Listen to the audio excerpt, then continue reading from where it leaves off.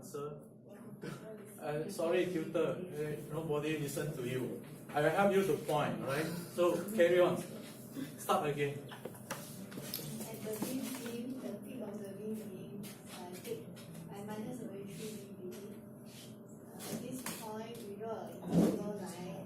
When it cuts the curve, from this point to this point is about 15 degrees. This point to this point, 15 degrees. Do you agree? Anyone? Any objection? So Okay, in exam, will we be provided value, or we have to do the same approximation? Yeah. If you are asked to measure, you have to measure. Measure will be what? A number with error. You are not expected to come up with a perfectly correct answer, obviously. Here, why I can do it? Because I do it on MATLAB. If I have to measure, obviously I will not be able to get all these values up to 2 decimal places. Obviously, no, you are not expected to do that. Okay, next answer. How about this side? Someone volunteer to explain. Mean loop to side loop ratio. What is that? So I have a question. What is the 1.77 divided by 7 radius? Okay. This is actually the 3 dB beam rate equation that you see just now. 0.866 times something divided by something. You remember 0.866 multiplied by 2 will give you 1.77. How do you get the wavelength? That is the 3 dB beam rate.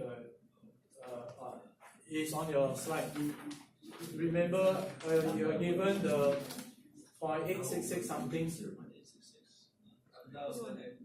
Yeah. So it's from there. Are you aware? So that one is applying the formula? Yes, applying the formula. That's correct. Okay. Not from measurement. So I leave it there is for you to make comparison. We will come back to this. I think it's one of the questions in one of the tutorial question again. Okay. But So still we next, don't have lambda. do you need to know? Do you need to know this? The answer is yes. Okay. What is the lambda? Lambda is lambda. What you should ask is what is the inter-element spacing? So what is the inter-element spacing? Yes. Someone say how lambda, right? So that's the answer. You follow? So therefore you can apply the equation. Okay. Next, mean loop to side loop ratio. This side. Someone explain what is that? How do you get the answer? 12.6 dB. You get the top of the first main loop. Yes. Then you get the second top of the main loop. Then you Yes. minus away the difference. Take the height minus the height there.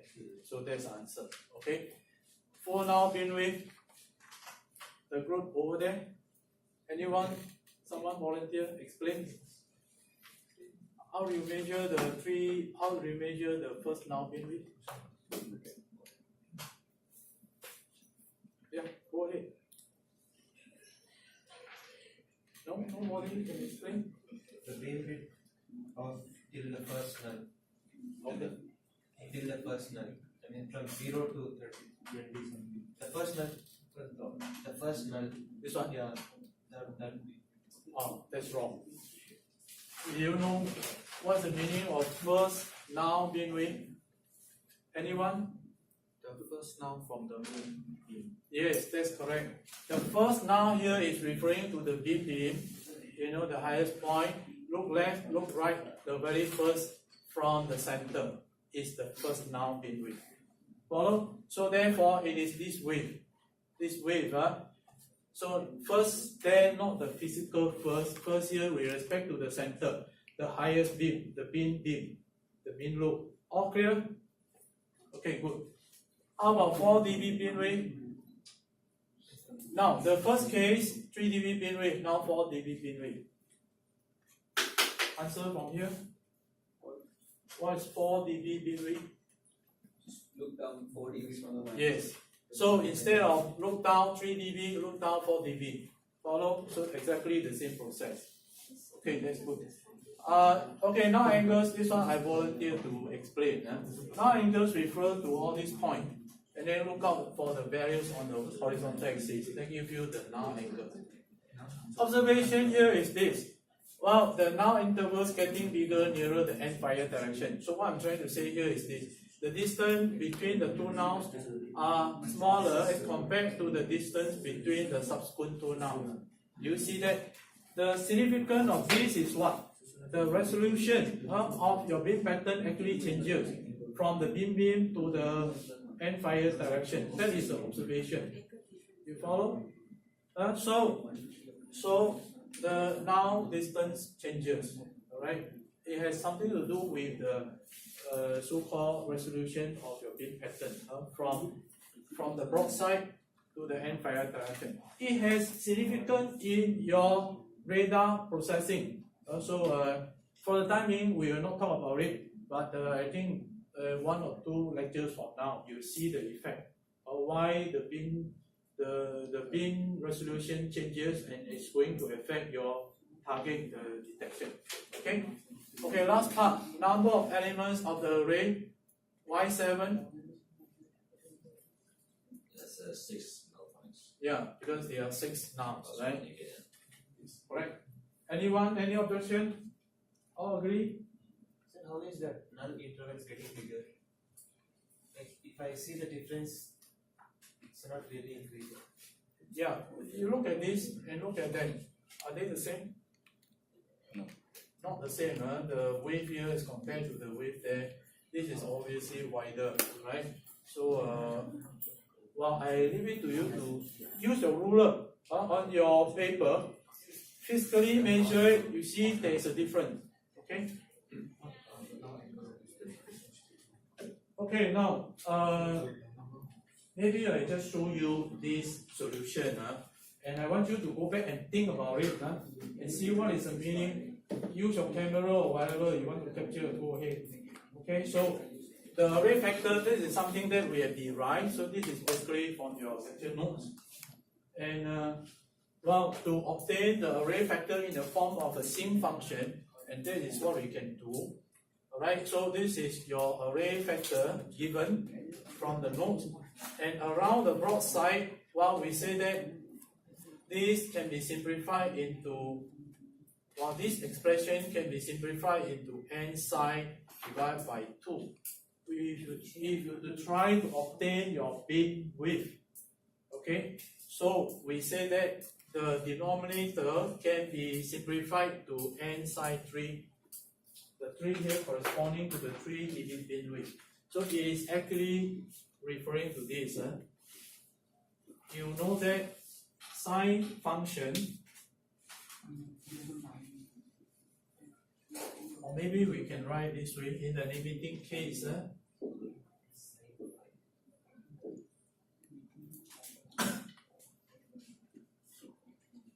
In the limiting case, when theta is approaching 0, sine theta is equal to what? Someone? 0. Theta, right? That's the answer. Of course, theta will be very small, approaching 0, but not equal to 0. You follow? Sine theta is approaching theta. So that's basically what we are doing here. Alright? And why? How can we make such assumption? So in this case, what should be the n value? What should be the n value? That tells your concept of linear array.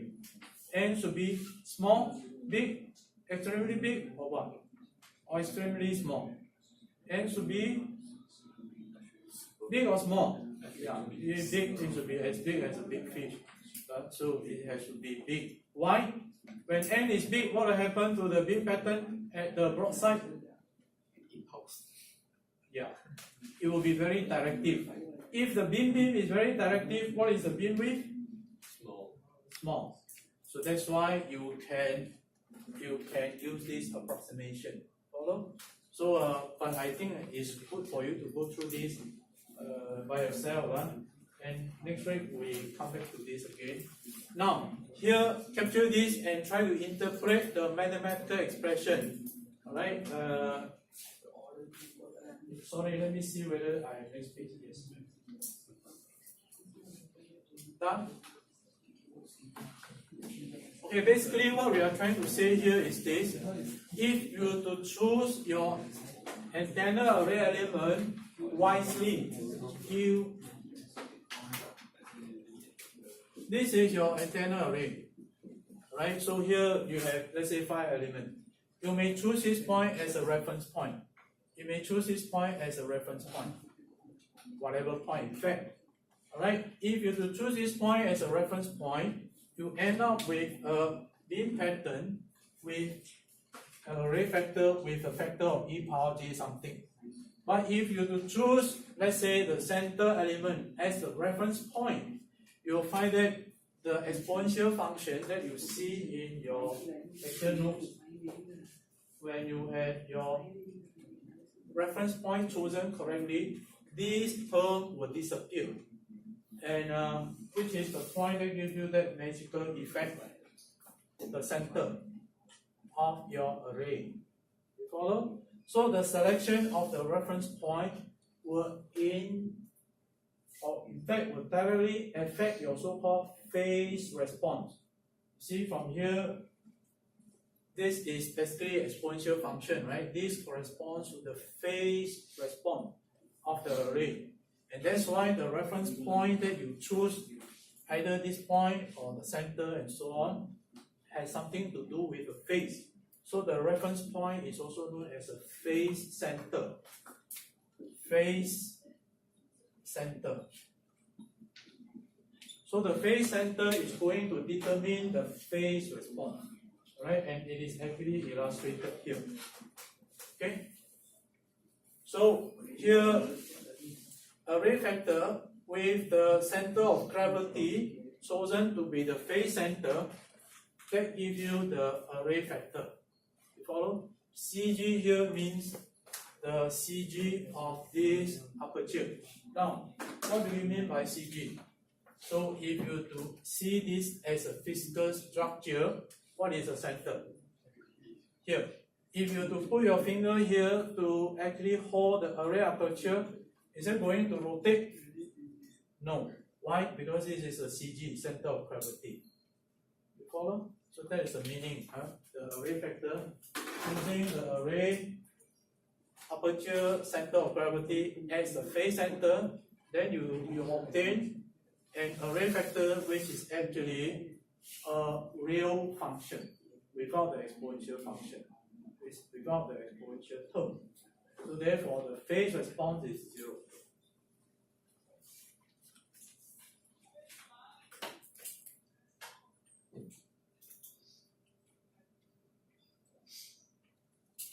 Okay, so this is to further explain why you can apply this to obtain the beam width. So we will take a look at this mathematical derivation again next time, right, next week. But go through it by yourself first. Okay, so we will stop here.